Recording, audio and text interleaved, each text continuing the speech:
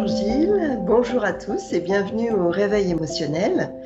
Je suis Agnès, une curieuse de la vie, et j'ai eu le privilège de pouvoir participer à une masterclass sur l'intelligence émotionnelle organisée par mon entreprise et animée par Gilles Corcos. Et à la suite de ça, j'ai eu envie d'en savoir plus. J'ai donc pris contact avec Gilles. Et de fil en aiguille, est venue l'idée de créer des interviews hebdomadaires autour de l'intelligence émotionnelle où chaque semaine je pose une question à Gilles et il a 8 minutes pour y répondre. Alors Gilles, tu es un pionnier de l'intelligence émotionnelle. Tu as commencé tes recherches en 2003 après avoir exercé pendant 10 ans le métier d'ingénieur. Tu as écrit plusieurs ouvrages, tu as créé l'école systémique et intelligence émotionnelle, tu as créé l'Institut européen de l'intelligence émotionnelle, tu es père de 2 enfants et passionné de sport et d'art plastique. Tu es la personne idéale pour répondre aux grandes questions. Et le thème de la semaine, c'est pourquoi avons-nous besoin d'être aimés? Donc la première question que j'ai envie de te poser, c'est pourquoi quand je rencontre quelqu'un, j'ai envie à tout prix de lui plaire et je suis prête, même on peut le dire comme ça, je suis prête à me travestir un peu, montrer le meilleur de moi-même pour que je sois la plus aimable et la plus aimée de l'autre. Est-ce que tu as une explication à ça? Alors, oui, bien sûr, j'ai une explication à ça. Et je pense que la première chose à faire, c'est de voir est-ce que tu te sens obligé d'être aimé ou est-ce que c'est un choix que tu fais. Parce que si tu es obligé, si c'est une séduction qui s'impose à toi, là, c'est pas quelque chose qui est sain pour toi, parce que comme tu l'as dit, tu te travestis. Et à partir de ce moment-là, ça veut dire quoi? Ça veut dire que tu t'aimes pas comme tu es et que tu as besoin d'aller chercher cet amour chez l'autre. Et là, tu deviens dépendante de l'autre, de l'affection de l'autre, de la reconnaissance de l'autre. Et ça, c'est pas OK, évidemment, ça te facilite pas la vie. Ouais. Et pourquoi? Ça vient d'où, ça? Ça vient du fait que nos parents, tes parents, ne t'ont pas donné l'affection dont tu avais besoin, ils ne t'ont pas dit « je t'aime tel que tu es », ils t'ont dit « je t'aime sous condition ». Et les conditions, souvent, n'étaient pas remplies. Et tu es petit à petit devenu dépendant de cet amour de tes parents et ensuite de l'amour des autres. D'accord. Et tu t'es perdu. Ouais. Tu t'es perdu toi-même à travers les autres. Et là, c'est une quête incessante de l'amour de l'autre. C'est une sorte d'esclavage, c'est une sorte de prison qui ne s'arrête jamais. Et du coup, comment je peux me retrouver? Qu'est-ce que je peux faire pour m'aimer un peu plus, me retrouver Alors, je réponds à ta question. Avant ça, je veux juste rajouter une chose, c'est que il faut reconnaître aussi que notre culture occidentale, qu'on appelle judéo-chrétienne, mais aujourd'hui c'est devenu une culture, ça fait partie de nous, nous apprend à nous aimer conditionnellement. C'est une culture du jugement, c'est une culture de la critique, c'est une culture, on n'aime pas les gens qui réussissent, on n'aime pas les gens, tu vois, on n'a pas appris à aimer les gens tels qu'ils sont. Voilà. Notre culture nous pousse à juger l'autre plutôt que de l'aimer tel qu'il est.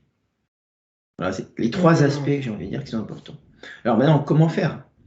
La première chose qui me vient, et tu sais de quoi je parle, c'est de dire je t'aime à l'autre. De répéter, de te dire je t'aime, c'est tout bête. Mais prends l'habitude, dès que tu sens de l'amour pour quelqu'un, de le dire simplement, légèrement, sans que ce soit un engagement à vie par rapport à la personne. Je veux dire, je ressens du plaisir, je dis j'ai beaucoup de plaisir à parler avec toi. bah, tu vois tes enfants, bah, tu leur dis je t'aime, tout simplement.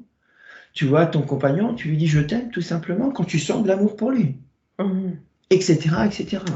Et c'est pas un engagement pour la vie, c'est juste je t'aime. C'est une émotion primaire, que j'appelle primaire, qui a besoin d'être vécue pleinement pour que tu t'habitues à aimer simplement. La deuxième chose qui est importante, c'est bien sûr ce que je disais sur la culture, de désapprendre le bien et le mal. Parce que le bien et le mal, il est très relatif, ça dépend pour qui on parle. C'est dire bah, j'aime ou j'aime pas, quoi. Et ça, c'est ma responsabilité. Quand je dis j'aime quelque chose, c'est moi qui aime. C'est pas bien dans l'absolu ou mal dans l'absolu. Parce que ça, on peut le manipuler comme on veut. On peut dire celui-là, c'est le méchant, lui, c'est le gentil. Et du coup, on n'est plus dans l'amour inconditionnel. Alors, je précise une chose, l'amour inconditionnel, on ne peut pas l'atteindre. D'accord? C'est inatteignable. Ou voilà, quelques personnes exceptionnelles sur la planète, et encore. On est sur Terre, hein, et on a besoin de progresser tous les jours. Et cet amour, le but, c'est pas d'y arriver, c'est comme la liberté, c'est de s'en rapprocher de plus en plus.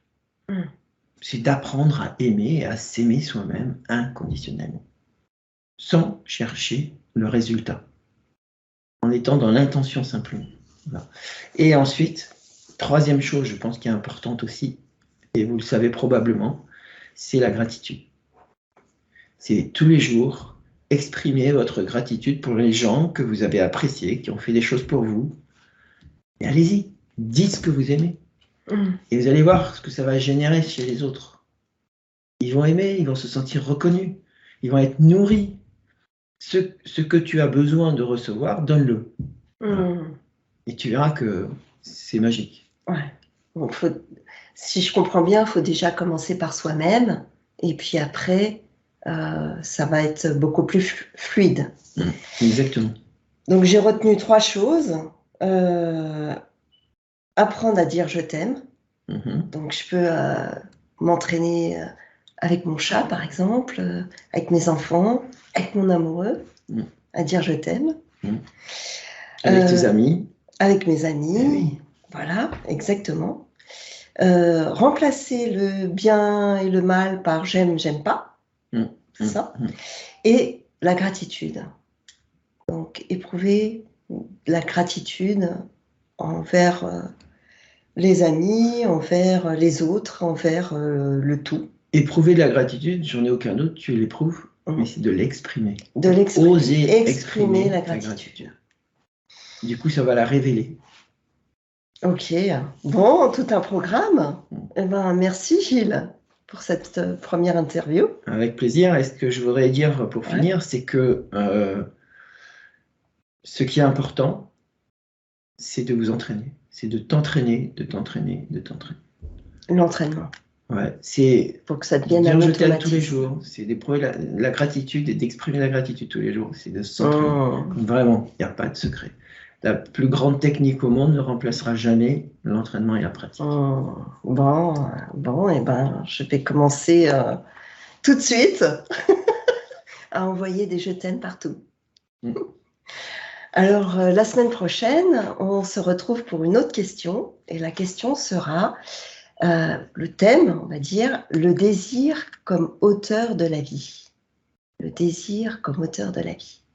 Voilà, qui sera le thème de la semaine prochaine. Le désir, c'est vraiment un moteur incroyable. Et on va le découvrir. Merci. Merci Gilles. Au revoir. Au revoir.